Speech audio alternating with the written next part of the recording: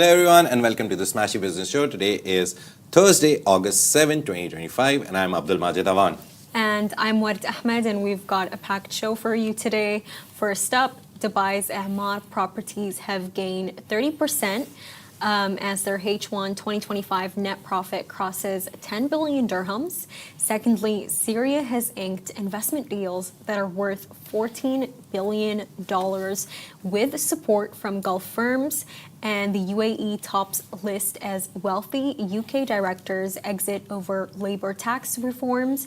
And finally, India's Titan eyes Gulf manufacturing to dodge US tariffs, and it's building on its Damas deal. A lot of earnings reports are coming out. It's the season actually, so Q2 reports are being reported.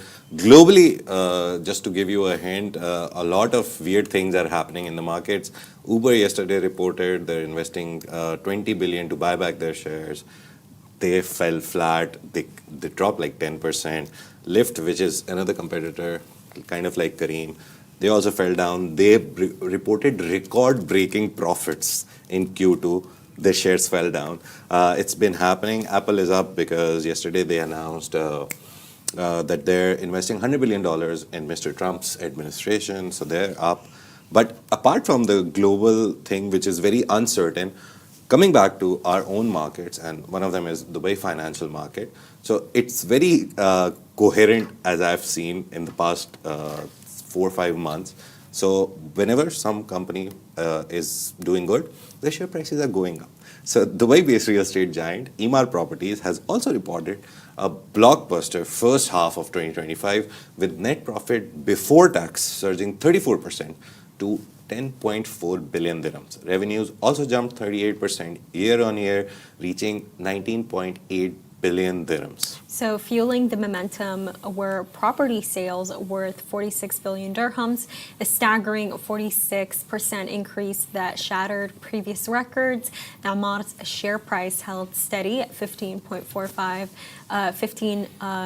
dirhams, but has climbed over 20% since the start of the year. And the strong performance is backed by a growing backlog of property sales, which are 62% to 146 billion dirhams by the end of June. This includes contributions from top developments like Dubai Hills Estate and Dubai Creek Harbour. And within the UAE alone, the sales backlog stands at 128.6 billion dirhams, marking a 50% increase from H1 2024. Now, the company also secured new land in Dubai worth almost 3 billion dirhams, further expanding its future pipeline. And Emaar founder Mohammed Al Abbar emphasized the company's purpose-driven mindset, saying, behind every sale and every community is intent, a desire to do better and make everyday life more meaningful. And it's important that we should tell you that they stayed at 15.45, not for the reason that they didn't go a lot high. A lot of people actually bought the shares. There was a large volume that was bought one day before the earnings were reported on August 6. On August 5, the share price went 1.5% up. The important thing is the earnings came late after the market closed. So I've kept DFM open. As soon as it opens, we'll see if they're going up, if they're going down, what's happening. But most probably it will, the share price will follow the trend. Or if everyone was bullish and everyone knew that Emaar is going to do good, most probably the share price may fall down because already everyone has bought it at a high rate. You know what I think I love the most about all of this is that, you have Emaar doing great, releasing these really positive results, and then you have Mohammed Al Abbar, on his holiday in Marasi in Egypt.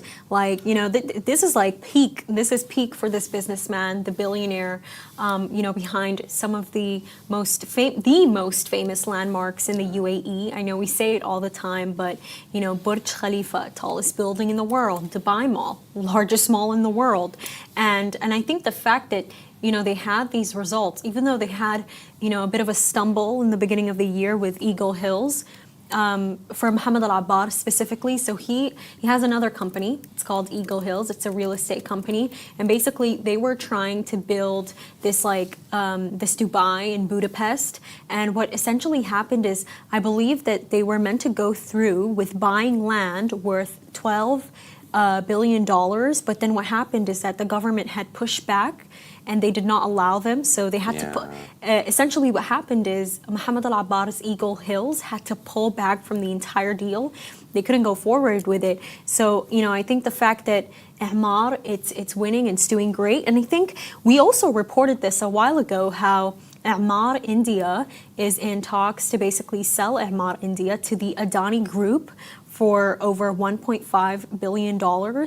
So it is important to note that, while they do have a bit of stumbles around the world, here in Dubai, on ground, I think they're the best here. They definitely operate the best here. And it was not just their property business. Just to give you a small hint of everything else, Emaar Development is basically where they build buildings and they just sell them.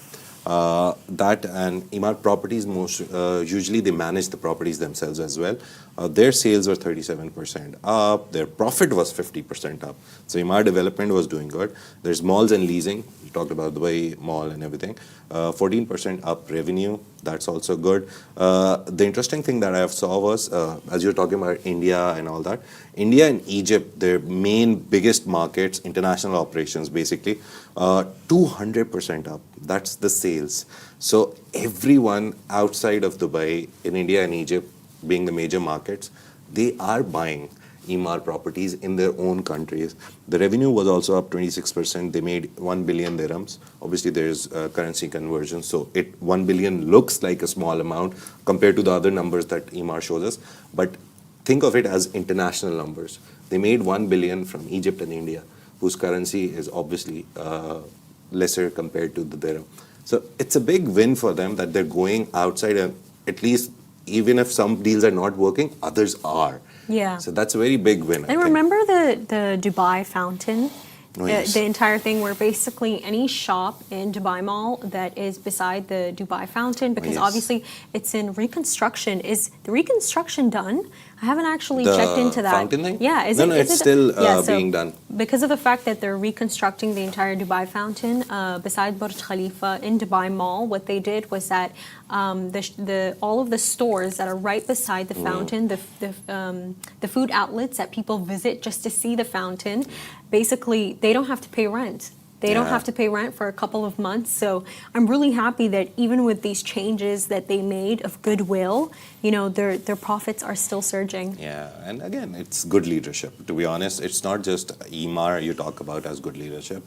You look at it again. It's the lack of meetings. Yeah, it's the lack of meetings. It's the lack of meetings. That's what Mohammed Al Abbar thinks, that meetings are not important. But I think his idea of meetings is not sitting down, setting time and then talking about it. His idea of meeting is, if I want something from someone, I'll just collect them, have a walk, look around or do something and just give quick updates. Oh, what happened? This happened? Okay, we can do this and just move on. No, I agree with him. It's informal meetings that he, I think, believes in. Because like an informal meeting is like, hey, did you understand what I meant? Okay, let's go through with it. But I feel like there's certain people, like employees and companies, where their entire job is to just like sit with meetings with like 5 people a day and like be like, okay, what are you up to? I'm on you. I'm watching you. That's not a job to watch people. It's sometime in some industries, in some companies, in some businesses, actual formal meetings work. Very like niche, I would say. Otherwise, obviously, informal walking around. I'll give you a very interesting example. We've never talked about it, but it's 1 year here, and you've been here for nearly a year also, right? Combined, we've never had a formal meeting with our owner. But Magic, me and you have never had a meeting. Yeah. I think we've had like one. Yeah, but we've never had a meeting with Rich, right? A formal one where we went and sat down. But we always have a meeting with him in the morning. Whenever he's coming around or he's walking around, he gives us some pointers, or we can do this better, or we can do that. So it is kind of a meeting that we have with him nearly every day. So yeah, the idea of meetings, very debatable. It was a whole debate over the internet. And I remember, what was it? So basically, Mr. Mohammed Al Abbar, which event was it? I think it was the 1 billion summit. I think he yeah, basically went there and he was like, oh, I don't believe in meetings. Meetings are like kharbata. He said a bunch of things. And then what's funny is Khalaf al-Habtoor, the chairman of Al-Habtoor Group and the founder, he basically went on X and he's like, Muhammad al-Abbar, remember when you admitted to losing $1 billion back in the days? And I think it was like around 2008. And obviously back then, no, it wasn't In $1 the billion. US It market, was I 1 think. billion dirhams. And he was like, back then, 1 billion dirhams would be worth more than it is today. You admitted to losing that. Maybe it's because you're not having meetings. And he started talking about him and his advisors, meeting all the time. And then it just got even more hilarious because 1 week later, you have Khalaf al-Habtoor announcing that he's leaving Lebanon because it cost him 1 billion dirhams. And I think the irony just plays out in a really funny way. Business karma. I remember word called it business karma. There is karma in No, business. honestly, it is. It really is. But I think I'm with Al-Abbar on the meetings one. Yeah. I still think meetings are important, but very. I'll give you another example from our company. I've never been to that meeting, but whenever I talk to people about it, I have a very good idea that that setting works. So the commercial team, they always have, I think, a meeting on Tuesday in the morning around 10 when our show is going live. And that meeting is not like, oh, we did this. There is one person who is presenting a new idea. So every week they have a brainstorming kind of a session where they talk about, oh, this is a campaign that I saw someone doing and maybe we can do a campaign for a client. So it's very interesting that is a learning opportunity. It's like a classroom where one person comes up with an idea and explains to the but others. don't these people meet every day, I think? I every think day. they do, but that Tuesday meeting specifically has an ingenuity session that we do for our interns as well. Okay. So it's for that reason, I think that setting works because then everyone is there concentrated looking at that presentation from one single person, and that idea, if it works, it can work for all of them. Yeah. So yeah, sometimes it works, sometimes it doesn't. But yeah, moving on to the next story, it is also about meetings, but at the highest level. Syria has signed $14 billion worth of investment deals with regional and international partners for 12 major projects, including a $4 billion expansion of Damascus International Airport, which will be led by Qatar-based UCC Holding. Oh, I can't wait to tell you guys who it's led by. So the upgraded airport will be able to serve up to 31 million travelers annually. Another major project includes a $2 billion subway system in Damas, set to transport 750,000 people a day. Yeah. The subway deal was signed with the UAE's National Investment Corporation. Also on the list, a $2 billion plan to build 60 residential towers, adding 20,000 new housing units just outside the capital. And these deals are Syria's biggest since sanctions were eased following the end of the Assad family's 54-year rule. Now, officials say it marks a turning point in the war-battered nation's economic recovery. And U.S. Envoy Tom Barak, present at the signing, said Syria's future lies in regional partnerships. In recent months, Syria also secured a $6 billion deal with Saudi Arabia and a $7 billion energy agreement with Qatari, Turkish, and U.S. firms. Now, thousands of wealthy UK company directors have... Oh, I'm so sorry, guys. Oh, it's the next story. No. Sorry, but one more important thing, just before we discuss that it's good for Syria, is that Syria now has 41% tariffs activated in the next 21 days. So really? On one end, US was lifting sanctions. On the other end, they are tariffing them at one of the highest rates. Yesterday, Mr. Trump announced that 25% tariffs on India would be doubled to 50% now. That is why the Indian stock market crashed. We have one person here who does the Indian stock market, and he was like, no profits today or in the near future because India is buying oil from Russia, and Mr. Trump is like, no, don't buy their oil, buy our oil, or buy it from anyone, don't buy it from Russia. The situation becomes complex because China also buys Russian oil, and he has given a 90-day pause to China for the tariffs. No one knows what playbook Mr. Trump is following in these tariffs. For some people, he's giving concessions. Following the Trump playbook. Yeah, it's the Trump playbook. You can't expect anything normal to happen whenever he's on it. Yesterday, he was walking on the White House rooftop, And from there, reporters asked him, what are you doing? Just having a walk. And just having a stroll, he announced, I think, a $2 billion expansion of there's a ballroom or a place in the White House, which they're expanding. I was like, how interesting is this guy? Every day he would come up with something. Sometimes you see him peeking out of that door of his, where reporters are like, Mr. And he's like, yeah, this is this, bye. So, interesting character in the grand scheme of things. But yeah, Syria is doing good. Thankfully. No, I think it's interesting. The fact that they're signing this entire $4 billion airport deal with Qatari-based UCC Holding.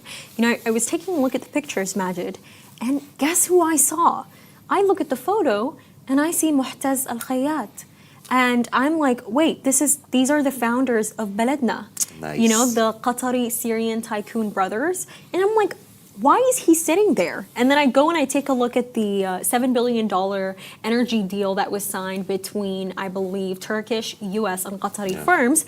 And these brothers were also present. And I was like, how did I completely miss this? And I'm like, hold on. Who is Qatari-based UCC Holding? I go and I take a look.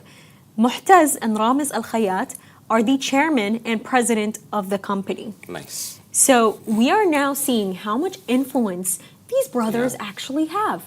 The fact that they own the largest producer of dairy in Qatar, well, actually in the Middle East, they have like 25,000 cows, and then they signed this $7 billion energy deal with Syria. It just brings me to my point of I'm really interested in seeing what they get out of this.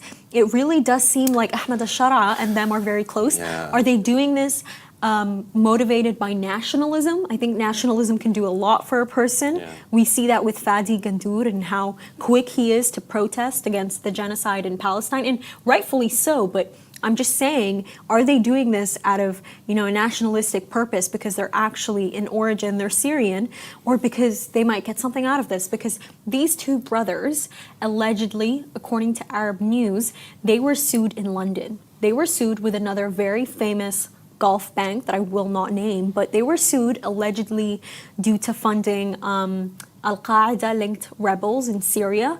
And who else was a part of Al-Qaeda? Ahmed al-Shara.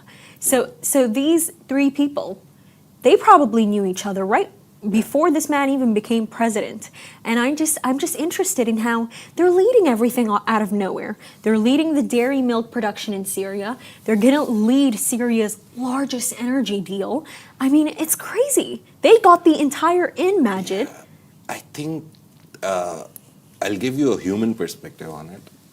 Because business-wise, it makes sense. I'm interested to see what you're going to say. Yeah. No, it makes sense because a lot of countries like Syria, war-trodden countries or underdeveloped countries or countries which have a weak governance and administration system, usually you see a list of businessmen always heading everything. So even if you see a Pakistani contingent come to UAE or Saudi Arabia or anywhere, you always see 2-3 businessmen with them. Mr. Trump came here. He came with a lot of businessmen. Remember? Yeah. So it's always, the political leadership always has close business friends because one, the political campaigns need funding. So businessmen give you funding to run through the election and win. Because when you win, you give them favorable policies. In this case, to be honest, I personally think it's both. It's them trying to make the country recover, and they are in a position where they can help. They have UCC Holding, they have the milk Power company, International Holding. they have Baladna. Yeah, so they have access to the network which can help rebuild Syria. In the process, if they make money, I don't think it should be a problem, and it will be a problem because it is always, the onus is always on the people who are successful from the country to, when the country becomes normal, to come back and rebuild it. And in the process, if they earn something, it's very well deserved because they left the country, they built something for themselves outside, and now when the country needs them, they are coming back. They are making investments, they are doing projects, which will eventually help the normal people. The energy project, light at home, milk, dairy stuff, they'll start local production. Obviously, those products will be cheaper because local production, job creation, and eventually, those products will be given to the consumers at a cheaper price, local production. and those people also will get jobs. So it's very important. And you look at any country in the world, any political leader, Mr. Trump, biggest example, they always have close business friends. The good thing about these two guys is they have been following, as you said, Ahmed al-Sharaf from the very beginning, even before he became the de facto leader of the country. So they are helping him. It's a good thing. I personally feel it's a good thing that they are at course Syrian and they're coming back to rebuild the country. I see what you're saying, and I think what I found really what caught my eye is Middle East Eye. They release a lot of controversial articles, but there was this one article where it was like Libyans basically pushing back on Syria getting all of this funding. And it kind of brings me to this point of, I always mention this economist, and I love her work, Dambisa Moyo, but she has said it multiple times. She said that aid is dead aid. Yeah. And it's with this point, it's like, I see what she's saying in the sense of, what if it gets to the point where you're just reliant on the countries that are your allies giving you money, much so than actually building a successful market within the country. So I completely understand that point. I'm interested to see what happens with Syria, honestly, in a year. But we'll know the real answers. All these deals, I've seen that it's not just aid coming in. It's actually projects that they're investing in. Yeah, they're definitely corporate projects. That's the good thing. It's not just like, oh, take this money, do this. It's actually going in, building infrastructure for different projects, and it always equals to jobs. Yeah. That's the most important thing that I find, that whenever all these countries recover, there's jobs and there's good jobs, and the people who have the skills for that, engineers, doctors, dairy farmers, everyone gets a job, everyone gets the piece of the pie. So yeah, very good news. We love the recovery that Syria is doing. So obviously, but there is a country, very famous country, very big country, which is not doing great. So thousands of wealthy UK company directors, I'm just telling you, it's not millionaires, billionaires, we always report on them, that this billionaire has moved and these millionaires have moved. But on the third layer, there's company directors who are also a part of the elite. They have relocated overseas since Labour's recent tax reforms, with the UAE emerging as the top destination for them. So billionaires are moving to UAE, millionaires, and from then, the UK. Yeah, from the UK specifically. And then the company directors, the heads, the cream of every company, creme de la creme, as you say, they're also moving, and that's according to a Financial Times analysis of companies' house data. And this is a very exclusive piece by the Financial Times. Now, I just know there are a lot of employees in the UK that woke up one day and they're like, oh my God, where's my boss? I'm the boss now. I have to do his work. Yeah. So between October 2024 and July 2025, 3,790 directors left Britain. Now, a sharp rise from the previous year. Now, the shift follows the removal of the non-dom tax status and higher taxes on capital gains and inheritance. And the peak came in April with 691 directors exiting in just 1 month. Dubai's zero income tax and capital gains tax structure has proven especially attractive for business leaders seeking stability and obviously tax efficiency. So analysts say the trend reflects deeper concerns among high net worth individuals about the UK's fiscal direction. So small and mid-sized business owners are leading the migration to more favorable financial hubs like the UAE. In fact, the UAE actually came first, and then secondly was Spain, and then third was New York for where people are departing to. Yeah. While Chancellor Rachel Reeves may tweak the non-dom policy, there is a chance a full reversal is highly unlikely. With growing talk of an exit tax, experts warn that the UK risks further capital flight while the UAE's global appeal only grows. Look, I think with this story, I'm thinking about how Keir Starmer recently came and said that unless Israel lets the aid in a month, that is when we will recognize Palestine as a state. And I think with the kind of prime minister that he is, he always waits for things to happen. And in this specific case for the UK, the people are leaving. There was this massive report that basically said that in the UK this year, 16,500 millionaires are projected to leave the UK, while the UAE is meant to welcome over 9,000 millionaires. And I think with all of it, we can think of multiple examples here. We can think of the shipping magnate John Frederickson. He's apparently a Cypriot, and he basically deals in shipping oils, which the Middle East, the Gulf is very special for. So he has actually moved all his operations here. He even went so far as to sell his Chelsea mansion for over $300 million. Another example, Egyptian billionaire Nassif Suwairis. He just completely packed it up and he went to Italy and he even moved his family office, NNS Group, to Abu Dhabi, and it's listed there. So I think with these billionaires, they are recognizing that this is not where the wealth is anymore. This is not where we will find very favorable investors to support us. And by the way, John Frederickson is the 9th richest man in the UK. Imagine, this is the kind of person that they lost. And then you have Nassif, who has a net worth over $8 billion. He owns 6% of the German company Adidas, Orescom Construction. So the fact that they lost these two important people, this is really important to the ecosystem.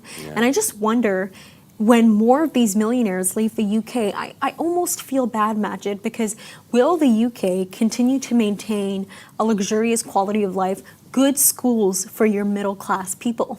What's actually going to happen?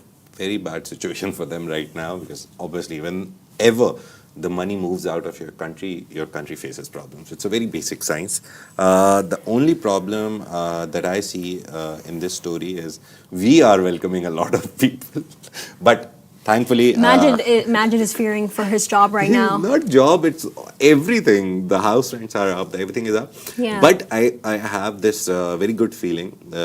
We always read about the 2040 urban master plan that Dubai has. Whenever I see it, I get a feeling that it's not that people are moving here and the government is like, okay, let them move, let them bring money. We won't do anything for the infrastructure. They are building the infrastructure. Every week, every month, every 2 months, we see Especially this summer, by the way. They're doing a lot on the roads, if you notice. See every day on the RTA account or wherever you try to find which road is blocked, you see some construction work, some extension, some expansion of the road going on. They're building a whole road which will only be for Sharjah to Dubai, big transport. There's so much going on within the country and within Dubai as well, that you realize that they're not sleeping on it, that, oh, so many people are moving here. They are actively, proactively planning for it. They don't want to just be the middle of the world in terms of having money. They want to have people come with it. And then those, obviously, any millionaire comes, will set up a business, will hire 4, 5, 10 people, and right? I think, you know what it also is, Majid? The lovely part about Dubai, the UAE, is that when it gets hot, all these people go on vacations. You find them in Saint-Tropez, you find them in Sahel. So, like this summer, like as much as it's like really hot and it literally reaches 50 degrees in the car, I see it in the car, I'm just so happy because like there's no traffic. Everyone's on their vacation. So you know what? Come here. But I think what will also happen with the population, I think that there will be more people living in cities like Ras Al Khaimah and Ajman. We will definitely see that happen. We have seen the Northern Emirates, as we call them. They have started. You don't see the number of people, you see how property prices rise. Sharjah property prices are rising. Ajman property prices, they're not very high, but they are high compared to last 2-3 years. Ras Al Khaimah, obviously, Win Casino, that's coming. So obviously the prices went up, like they're skyrocketed. And then we have Fujairah, no one talks about that. Fujairah is very cornered. Abu Dhabi still has a lot of space.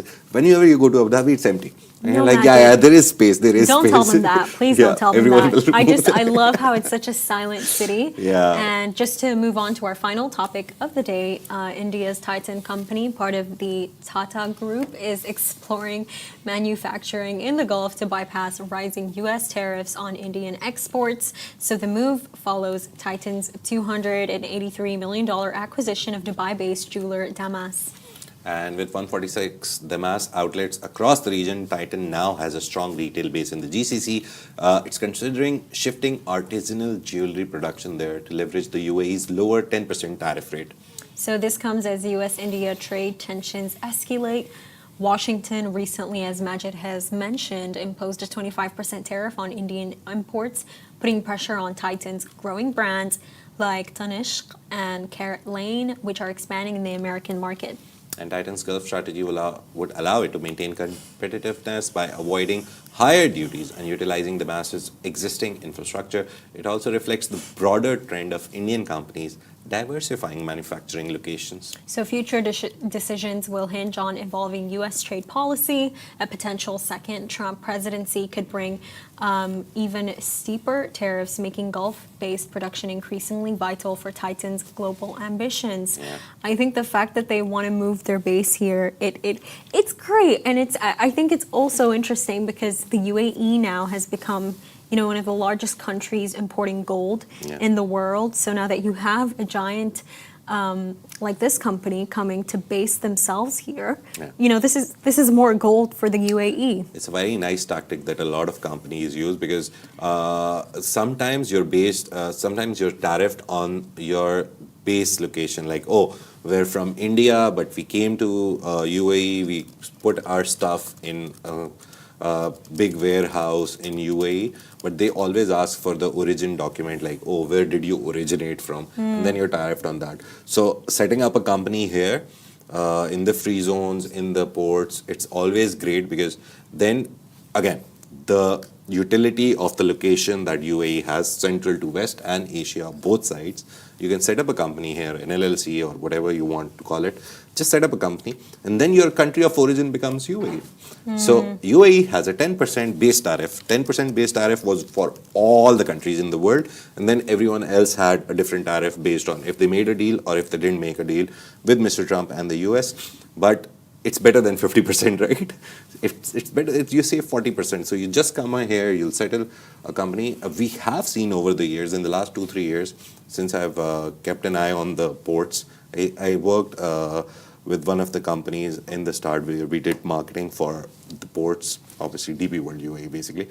I got a very deep insight into it, and it's all Chinese and Indian companies to an extent. It's nearly, I think, if I could throw a percentage, 70 to 75% Indian and Chinese companies. Because China from the east, from that side of the world, they have to travel a lot of distance towards west to send their stuff. So what they do is they dump it in the middle. Right. So if they have to export it to Asia, halfway or nearer from there, but if they have to do it towards west, easier. So it's a very important business decision that Indians are making, and this is one of the examples. This will not be only one company. We will see if India goes and does a deal with Mr. Trump. If they don't, 100%.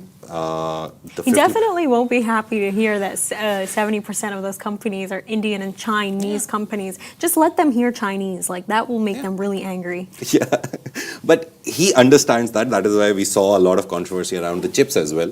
But recently, didn't Jensen Huang get approval to go into China? Yeah, he got approval, but he got approval for, I think, the older versions, the second. It's like if iPhone 16 is right now the newest version, they got approved for iPhone 14. You know, so Majid, those chips were allowed, the H2O ones. I don't even know if this is a concept, but it's almost like modern day prejudice in like technology. If you actually think about it, it's like, you know what? You're not going to get the really good homes. You're not going to get the really good tables, bathrooms. Yeah. It's almost, honestly, if you really like reflect on it, like this is deep. They're not giving them the best form of NVIDIA chips. Yeah, because trade wars are for that. That's the reason you pressurize other countries to pay you more for the technology that your country, your infrastructure, your public institutions, your education institution. So basically you invest a lot in your country, on right? Its own. Yeah. So if US is investing in education, research, all these things, and they want to capitalize on it, that is the best way to do it. But like Jensen Huang, if you actually think about it, he's not an American. Yeah. Like in terms of his ethnicity, I think America got lucky in the sense of that a lot of the immigrants there come from different parts of the world. And he is exporting them out. So the people who actually build America, that's the argument that people have against immigration, that actually the people who build it, actually a lot of people you talk about, they are not, like they were not born in the US. Either they are second generation American citizens or they are entrepreneurs who went and studied there. Like I know a lot of Sudanese people who are born in America, but at the end of the day, they're Sudanese. They're not American. The ethnicity is Sudanese, but this whole thing The tariffs that Mr. Trump has put are going to fizzle out into something weird again. We don't expect a March, April thing where the world was like, okay, recession is coming and Yeah. everyone is losing jobs, there will be no capital in the market, this. It won't be as severe, but it will affect the overall economy. So be ready.